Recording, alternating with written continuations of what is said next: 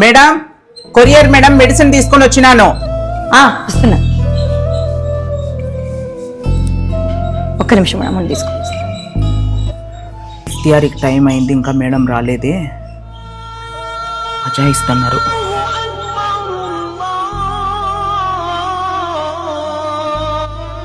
అయ్యో పాప మజా ఇస్తున్నారు. నేను ఉపవాసం వదిలే టైం అయిందేమో, ఇంట్లోకి పిలిచి ఏమన్నా పెడదాం. అన్నా నీకు ఉపవాసం వదిలే టైం అయింది కదా, ఒక్క నిమిషం ఇంట్లోకి రండి. అయ్యో వద్దులేండి మేడం. అయ్యో పర్లేదన్నా రండి.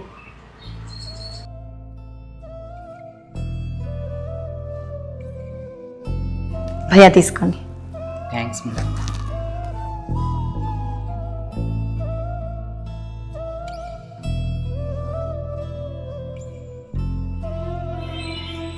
Thanks madam. మహిత ఎవరతను? కొరియర్ బాయ్ అండి.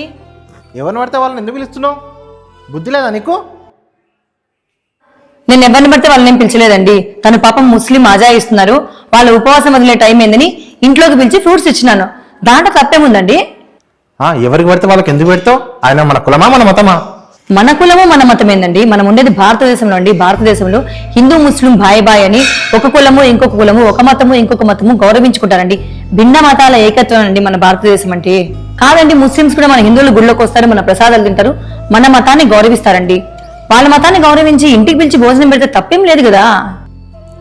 అవును, నువ్వు చెప్తుంటే నాకు గుర్తొస్తుంది. నా ఫ్రెండ్ షేక్ షా కూడా నాతో పాటు గుడికి వచ్చి ప్రసాదం కూడా తీసుకున్నాడు. అవును నిజమే, ఒక మతం వాళ్ళు ఇంకో మతం వాళ్ళని గౌరవించి ఐకమత్యంగా ఉంటే హ్యాపీనే కదా. మంచి పని చేసినావు. అంతే కదండి, ఐకమత్యమే మహాబలం కదా. మహిత, ఈ రంజాన్ మాసంలో మనం వాళ్ళకి ఇఫ్తార్ విందు ఇద్దాం. తప్పకుండా ఇద్దామండి. అందరికీ నమస్కారం అండి, నేను మీ మహితా వెలగమ్మనండి. ఈ వీడియో మీకు నచ్చిందని ఆశిస్తున్నానండి. ఇందులో ఏ కులాన్ని కానీ ఏ మతాన్ని కానీ కించపరిచే విధంగా వీడియో తీయలేదండి. మీకు ఏమన్నా కూడా మీ రియల్ లైఫ్లో జరిగిన సంఘటనలు మాతో షేర్ చేసుకోవాలనుకుంటే మహితా29 ఇన్స్టాగ్రామ్లో మీరు మెసేజ్ చేయొచ్చండి.